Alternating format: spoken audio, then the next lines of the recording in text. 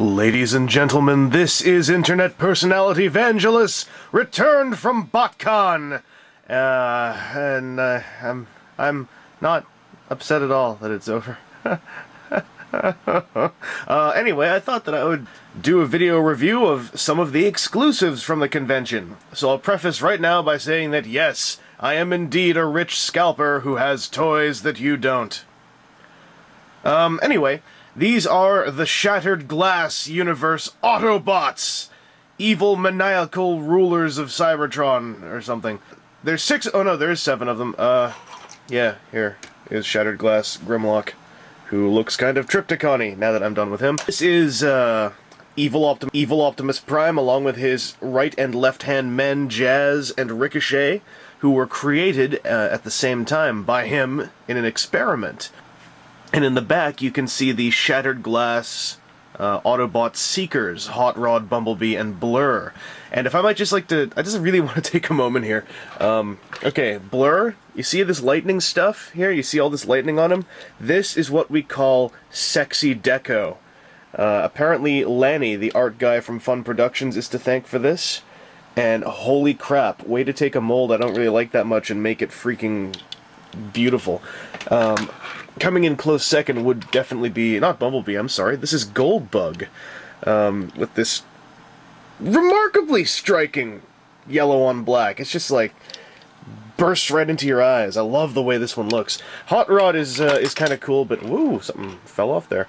But, I don't know, his colors didn't really get me that much in person. The main reason being that I was hoping there'd be some chrominess to the purple flames, and they're just kind of tempoed on, so it only gets so much, you know.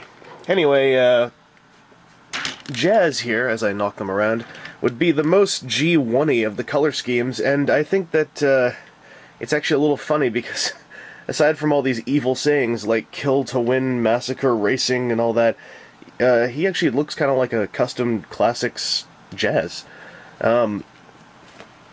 Really irritating thing, though, that hopefully you can see here. His door, right, and his roof are painted white, and the rest is cast in white plastic, and they are completely different hues of white. So that kind of threw me off. Ricochet, however, looks awesome in terms of his overall color continuity. And you can see in there the custom Jazz head that they made for these convention items. I think you can see Jazz is in here too, but we'll get a better look at those later.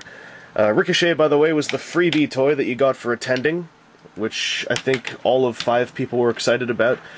I think he's cool, though. And this, of course, is Evil Optimus Prime, till all are gone! With a really neat purple, and a lot of really cool scratched-up paint apps, because he's basically insane, and probably runs into a lot of things. And I think they were pretty well applied, considering how they... I don't even know if these were tempoed on or if they were actually done sort of improv on the fly. Even has these, I think those are airbrushed patches of silver on there, with green lights, which match up with the purple nicely. And it's not actually a black, but it's kind of a dark gray with a bit of blue mixed in for the darker parts on the back there. And yes, I do realize I just described the colors of things you're looking at, and I already feel a bit bad about it. So let's just go to the robot modes with a Hitchcock swipe! Whew, what a rush. Alrighty. First up, let's meet Optimus Prime and his twin bodyguards, Jazz and Ricochet. Oddly enough, I thought I was going to really not care about Jazz and Ricochet, but they have grown on me to ludicrous degrees as you deal with the heavy squeakage there. One nice thing about these two is, due to the crosswise mold, you can actually transform them to look just a little different, like aside from having the same head and everything. For instance, Ricochet has these things down, Jazz has them up like jetpacks, and standing together, I like them a lot more than I thought I would. These two guys are Optimus Prime's personal bodyguards according to the bio cards, and I think that's a neat idea. The head is a lot better than the usual Fun Productions custom Transformers head. It's got a decent expression, a decent look from more than one angle. Usually they turn a little flat when you get to this side, but this one doesn't look that bad. And using a different visor color on Ricochet was really an excellent way to differentiate these two even more. Ricochet, I really thought was going to just be outright forgettable, but these two are actually two of my favorites of the set. So, how'd that happen? And, of course, standing at the front would be their boss, Optimus Prime.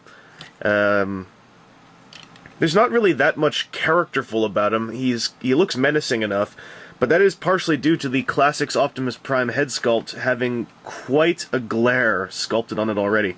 And due to the head joint, you can actually have him, looking down with evil and malicious intent.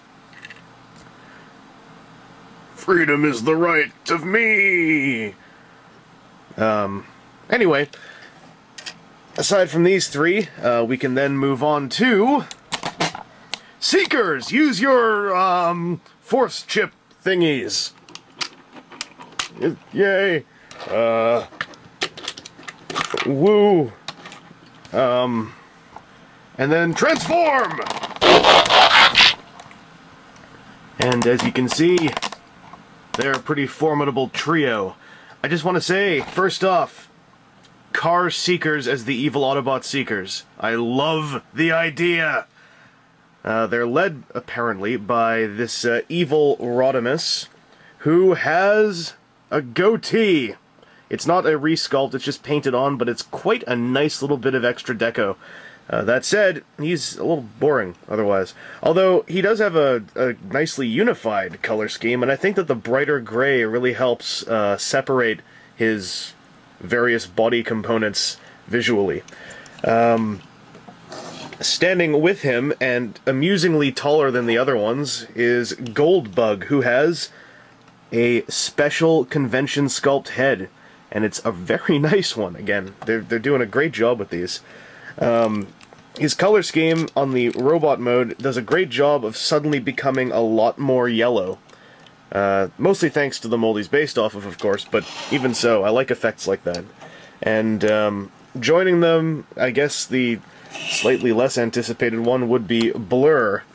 This one has a bit of an amusing backstory. Now, as I said, he has beautiful lightning deco from his vehicle mode. And they made him a new head, which is an evil Blur head with an eye patch and a scar and all that, and it's pretty cool.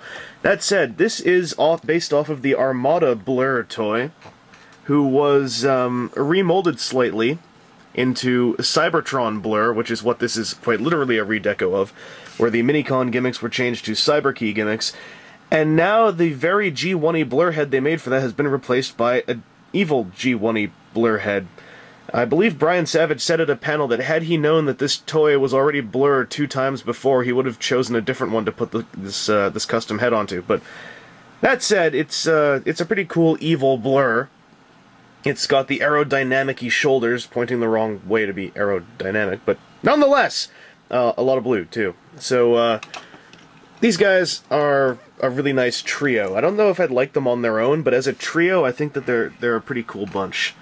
Oh, there's one left, isn't there? Yes, here's Grimlock. On the positive side, his deco is very engaging. It's hardly drab, really. It's Triptychon, and I don't know. The other Evil Autobots have schemes that are either, based on their original schemes or very decent kind of darkenings of their original schemes, whereas Grimlock is a Triptychon. And he's also not a car, and the other 6 are cars. And he just doesn't fit in with them for me, so I'm going to be cruel and say that Grimlock is a loser this time. But, I feel bad for him, so here you go, Grimlock. Hang out with some convention exclusives that will be infinitely more desired than you ever will be. In the meantime, this is Internet Personality Vangelus signing off for now. I hope that you got a kick out of seeing these exclusives from my camera-driven vantage point, and I hope that you won't kill me for displaying my rare, oh my god, Vangelus, you bastard, you have toys, we don't. Little buddies. Anyway, I hope you all have a good night, and go see Iron Man. Hi, Grimlock, I'm lonely. What?